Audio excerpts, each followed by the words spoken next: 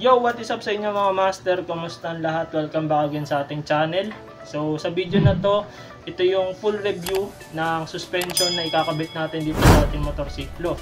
By the way, ang nabili nating shock ay YSS DTG para dito sa ating Suzuki Raider Carb.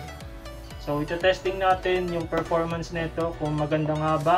Bali, gagawa natin ng full review itong suspension na to na ikakabit natin dito sa ating motorsiklo.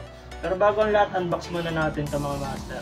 Bali, ito yung ikakabit natin sa ating motorsiklo mga master. YSS DTG. Unboxan natin.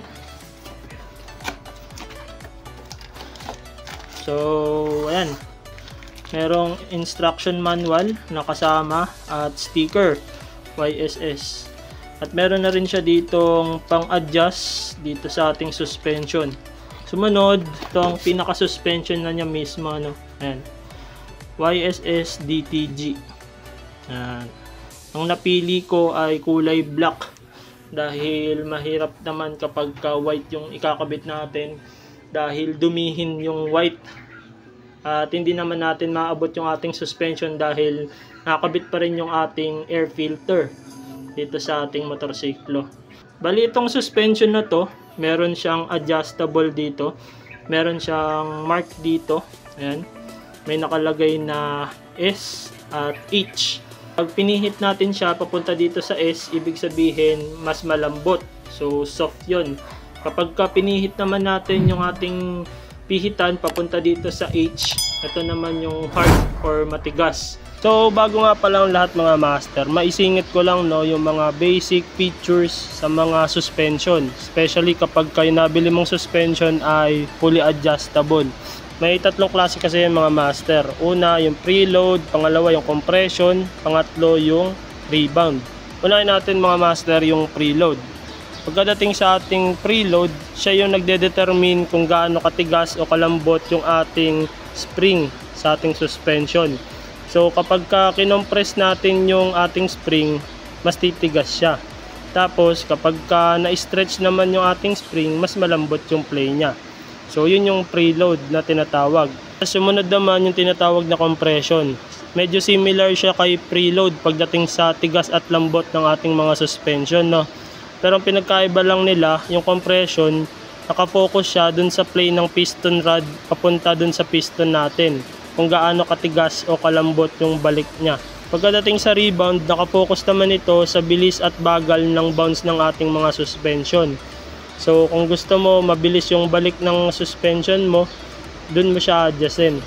Merong mga naglipana na suspension na may tatlong klase. Yung mga tinatawag na fully adjustable na suspension tulad ng Race Power. Hindi ako nagkakamali, pati sa Motaro at YSS, pati sa RCB, meron din silang mga fully adjustable na suspension. So search na lang kayo mga master kung interesado kayong bumili ng mga fully adjustable na suspension. So, focus na tayo dun sa ating review. Alright. Bali na nga, no? Inabutan na tayo ng gabi. At para ma-adjust natin mga master yung ating spring preload, kailangan natin itong stick na to. Kasama naman to dun sa ating suspension eh.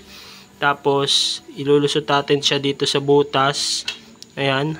Para ma-adjust natin mga master yung ating spring preload, kailangan nating ilagay ito, itong stick na yan. Tapos, pag pinihit mo siya papuntang kanan, palambot yung kanyang adjustment. Tapos, pag pinihit naman natin siya pakaliwa, patigas naman yung kanyang adjustment. So, paalala lang mga master, sobrang tigas ng pagpihit nito. Kaya kailangan talaga ng puwersa. Pero sa kalagayan ko mga master, hindi natin siya ma-adjust. Kasi, meron tayong tapalodo dito.